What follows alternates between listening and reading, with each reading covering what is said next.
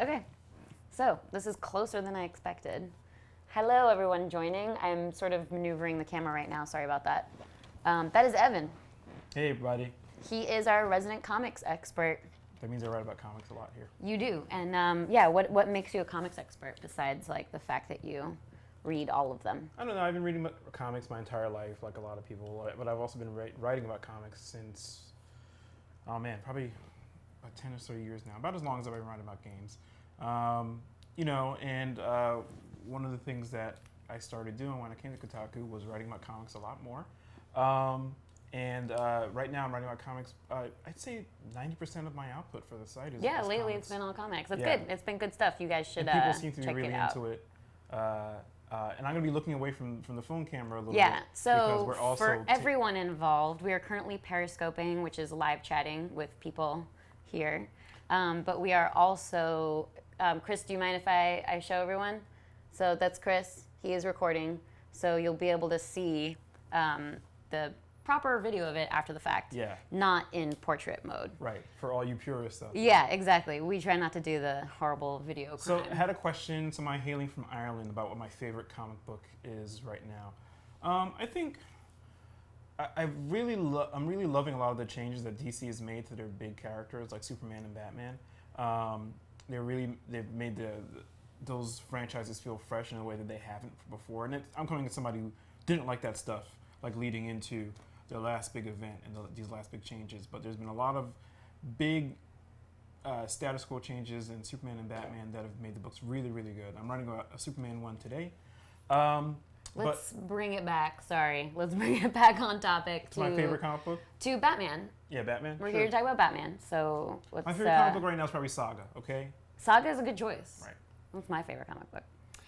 So, Batman Arkham Knight, what do you think? It's good. It's really good. It's one of the things I like about it is that they're smashing a lot of comic book lore together in an all-new story.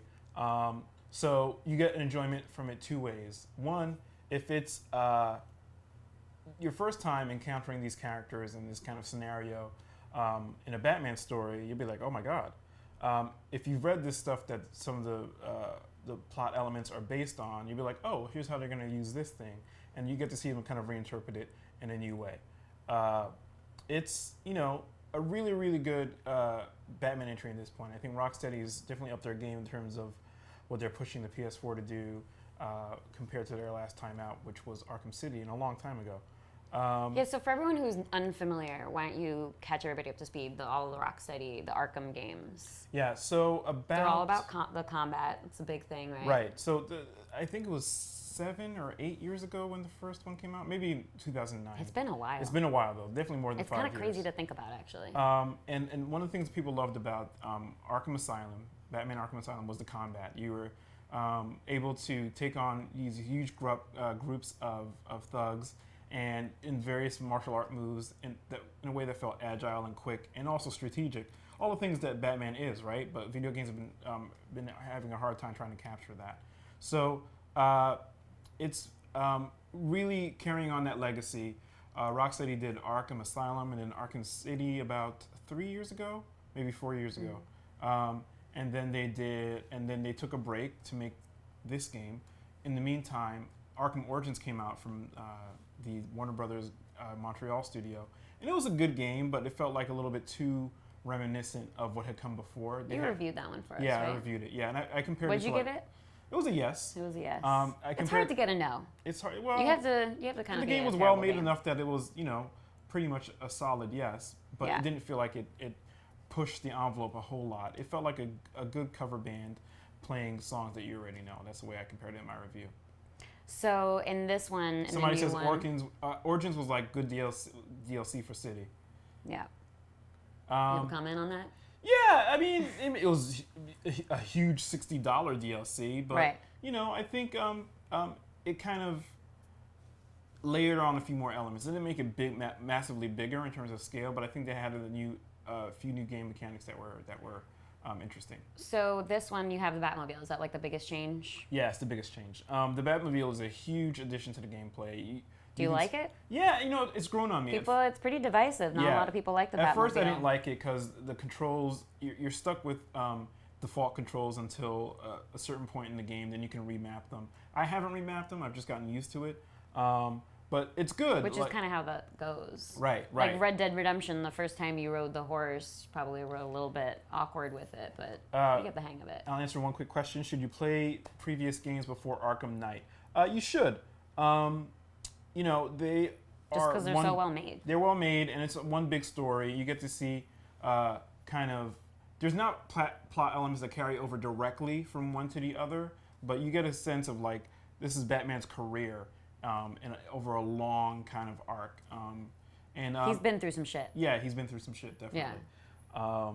We dropping cusses And we can do that. Batman doesn't cuss, Tina. We have like more hearts now than we did before, Okay, so I sure. figure that's solely due to the cursing. Right, guys? Heart it up for curses. See, look at it go. Nice. So Periscope, for those who don't know, who will be watching this later, you have like a chat, and that's where we're getting interaction from, and hearts when people like things. Periscope's for cursing. See, yeah, Somebody everybody asks, agrees. does the Blackgate games add anything to the Arkham series? I don't really think so. I played only a little bit of the Vita one, and they weren't, you know, like, they didn't feel like must-play experiences. I'll read those for you. That's why I'm here. yeah. So they were nice kind of experiments, but they didn't feel like a vital part of what this series has been about. So what characters that are in, because there's always like new characters, there's so many characters in the series in general, just the comic book series in general. So what characters can you talk about? The ones that I can talk about? Yeah, that are in Arkham Knight. I can talk about Robin and Nightwing and Catwoman because... I hear good things about Catwoman. Yeah, Catwoman's great. She's kind of locked away in one area of the game. She gets captured by the Riddler early on, and he uses her to compel Batman to solve a whole series of puzzles. So the Riddler puzzles that have been part of the games in the past are back again, and you have to fight alongside Catwoman in order to help free her.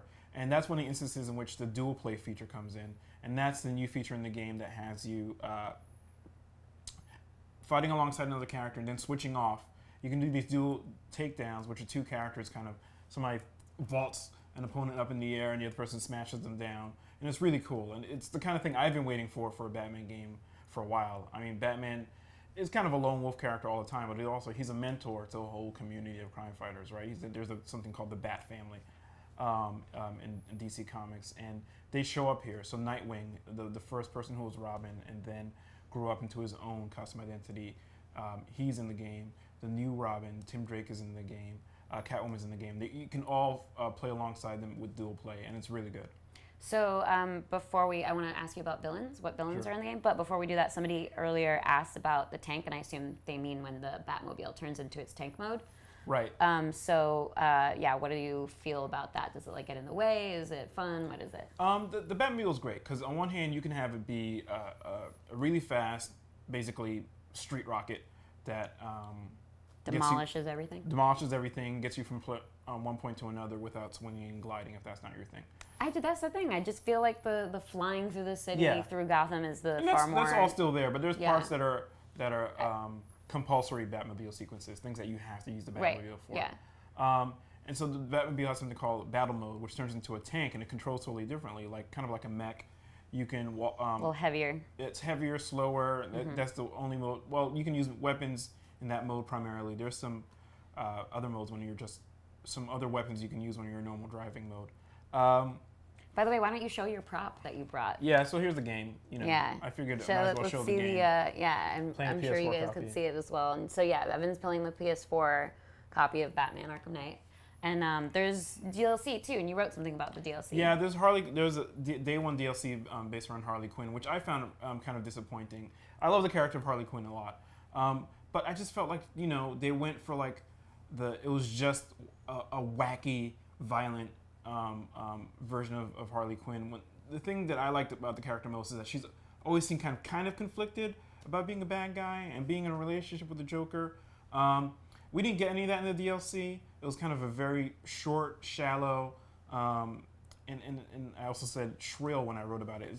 It's a Harley Quinn that kind of grated on me, and I like it when you get like a little glimpse of her psyche and the way it's changed by virtue of being around the Joker. And this didn't give me a lot of that. This also didn't give me like any good moments with Poison Ivy, and she's had like this kind of friends with benefits, quasi-romantic relationship with her in the comics, and even some of the animated stuff too. So that it didn't give me what I wanted out of a Harley Quinn DLC. Did you like the story of Arkham Knight? Somebody asked. Yeah, I'm about 80% way through the game. I'm not 100% done, but I've liked the story a lot. It's very, very dark. It's up there for me with like some of the darkest Batman stories of all time. It's, got Batman like. If you ever feel like Batman's a jerk, a dick to the people he fights alongside, there's a lot of that in this game. The stakes are super high in terms of the Scarecrow trying to defeat the whole city and spread his fear gas all around, and basically hand Batman the worst loss ever. He basically wants to humiliate Batman before crushing him and driving him crazy. There's some really good complications that come up in the plot that I'm not going to talk about and spoil. But the story is really, really good. I always play these games, the Arkham games, for their story and the way they interpret Batman. And this one is really, really good. So before we talk about the villains, which I still want to get to, I wanted to also ask, because a lot of people are asking, and it's obviously like a big part of the whole Batman Arkham Knight narrative now in the games world, the PC port. Yeah. Which you haven't played, right? No, I haven't played. I'm playing not on PS4. Personally. Yeah. Some of our other co-workers are playing on PC. Yeah, and they've been complaining since day one. So a while back, I forget when it was actually, but Steven demoed the game sometime a while back, and he mentioned that there were frame rate issues, but obviously like when it's a demo and it's in the middle of being developed. I think that was earlier this year, right? Yeah, I think it had to have been earlier this year, yeah. So there were issues then, and sometimes those issues go away, frankly, because they notice it, and from what we hear, it was a known issue. So it's definitely, they stopped selling the PC version of the game, and that's definitely that's a sign. Yeah, it's a sign, but it's something that rarely gets done. Usually, patch after patch, a flawed product will still get sold and get patched, like you said. But this is they're just pulling it all together. Yeah. So patches are slowly coming out.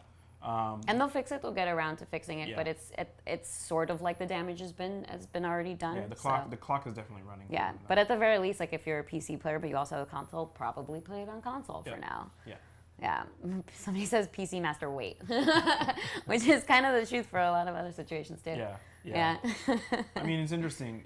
With these new consoles, the publishers obviously find them very attractive because you don't have the piracy issues that are associated with PC and older legacy consoles. So, it kind of makes sense. It gets a different visibility too. Yeah. I mean, obviously there are a lot of PC gamers, but just consoles. It makes sense why they would want to choose the PS4 as their lead platform, but it's not a good practice at all to screw over PC owners. Yeah, divide any of your gamer base. With something inferior. Yeah. So villains, what villains do we have? Okay, so... And are they good? We have Poison Ivy, who shows up in the game, early in the game, and she is pretty much the same as she has been in previous games. She prioritizes plant life over human life, and is basically like willing to do anything to protect the ecosystem of the planet. Plants don't do bad things to people. People do bad things to people. Well, Poison Ivy does. I mean, and she's kind of a plant, yeah. I'm only playing the PS4 version for the person who just asked. Other villains are the Arkham Knight, who's a mysterious new character who's modeling himself after Batman. He's brought an army into Gotham City to invade and crush Batman and anybody who tries to help him. Scarecrow is the big bad of this game. He wants revenge on Batman for something that happened in Arkham Asylum. Do you like Scarecrow as the character in general? No, I don't. I wrote an article about that. I feel like I remember that.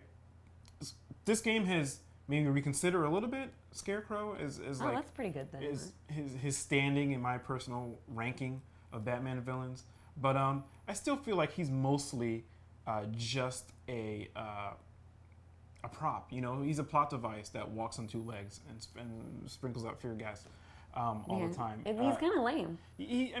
I feel like he doesn't have the same kind of strong personality like Joker does. Sure.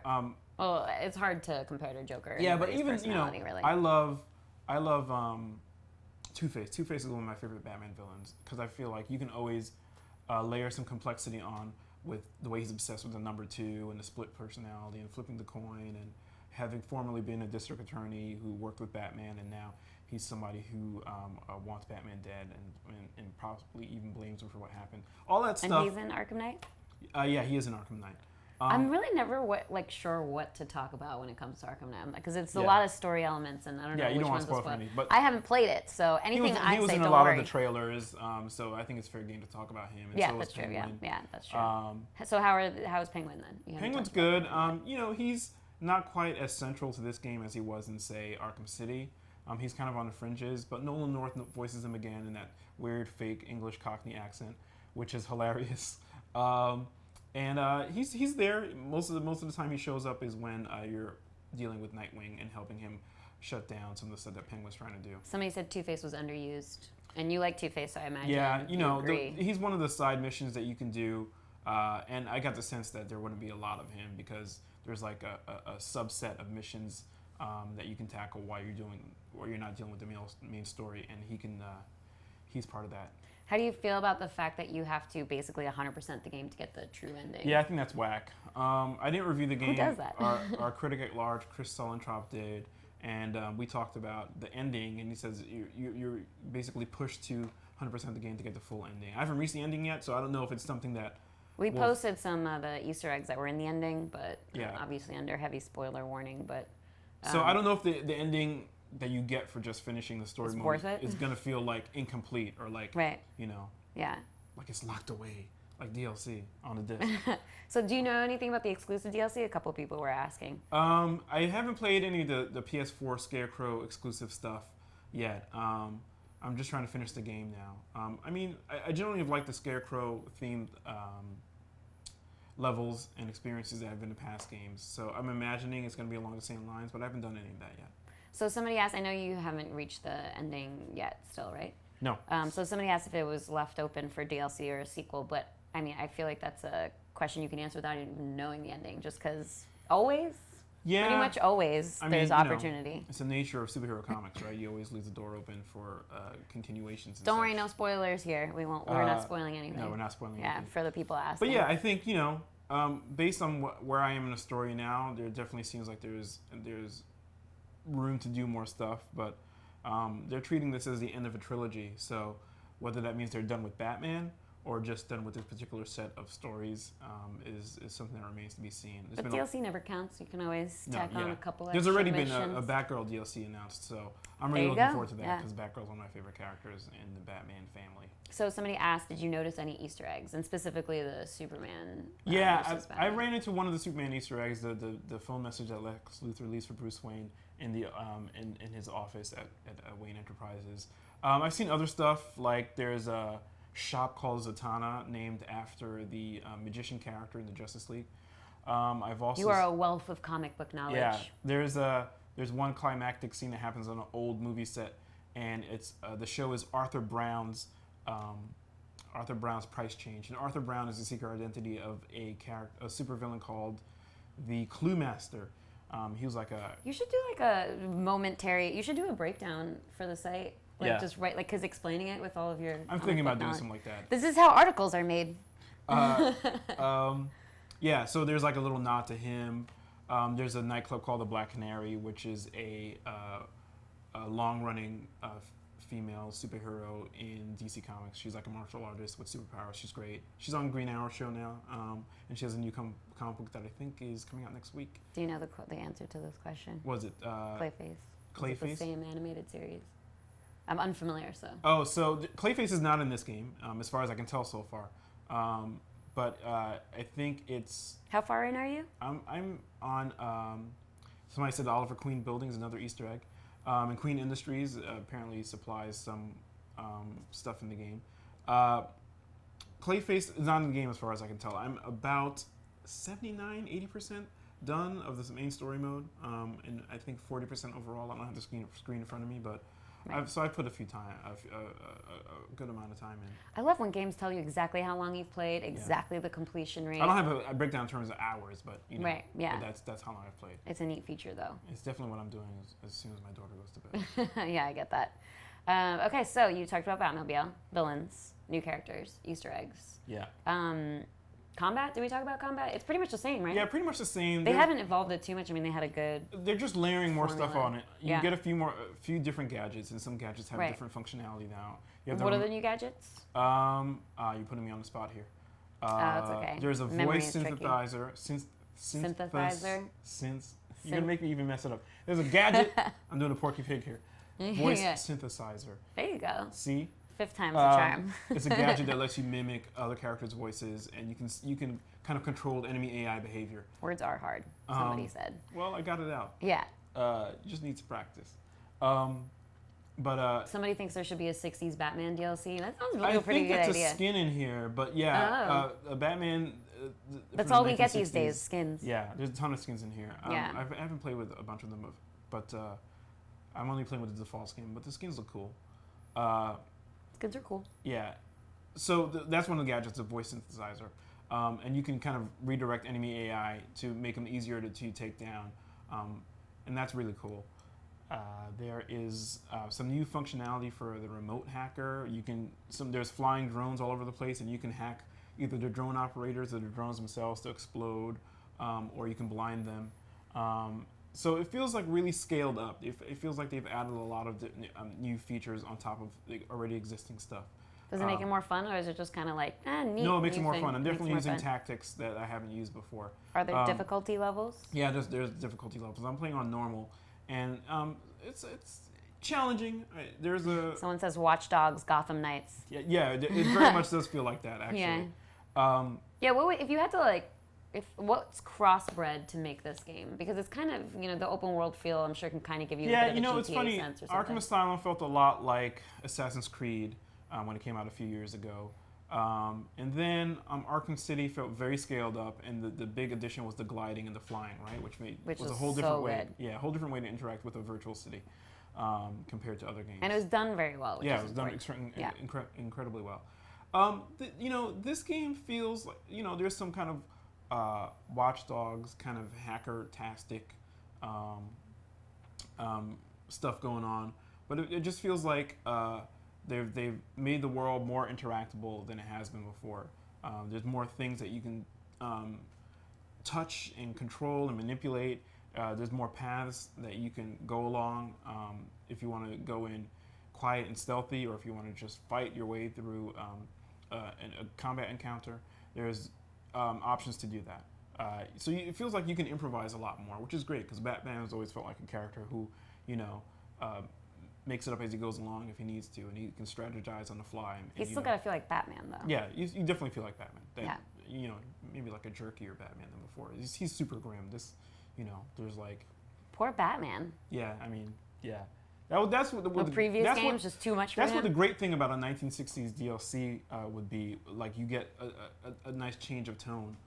There's a Batman 66 comic that's coming out nowadays, and it's great because it's like super goofy and wacky, but at the same time, it's still Batman, being a genius, being a master combatant, being a crime fighter, but without any of the, oh my God, I'm so depressed today. Someone wants to know, we're going to wrap up soon, right, Chris? Yeah. Someone wants to know what the deal is with Arkham Origins. I assume maybe that means because you were referencing other games for the other Arkham games. So, what does that feel like? You mean contrasting this with Arkham Origins? I think, Arkham Origins was a prequel, right? It was set before Arkham Asylum, and it was set, early on in Bruce Wayne's career as Batman. There's a few story nods at the stuff that happened in Arkham Origins, so they're not ignoring it completely, because Rocksteady did not make the game. Another development studio at Warner Brothers made the game. So I think, there's a few connections there, but nothing that feels like you have to play the game. Just one or two characters show up that you recognize from those moments. So I think we're going to wrap up. If you guys have any super last-minute pressing questions for everybody, for the internet eventually, say so now, because you have a comic book expert. We're a good duo. We're the best duo. I mean, that's what somebody says. Nice. We're a dynamic I duo. swear it's over there. Yeah, I saw it. You missed your chance for guys. a dynamic duo, but thank you for watching, guys. Yeah. Thanks, guys. Thanks for tuning in. Wait, sorry. Do you love Batman Beyond? Oh, I love Batman Beyond. The show, I love it. Yeah. What they've done with that stuff in the comics is terrible. It's on Netflix, right? Batman Beyond? I'm not sure. Is A it? lot of those cartoons are not on Netflix. Sadly. Yeah. All the bad ones are on Netflix, though. Yeah, All right, guys. Thank you. Thank you for tuning in. And thank you guys as well. This was fun. Say bye to Chris. Bye, Chris. It's too dark. You can barely see him. Yeah. But he's there.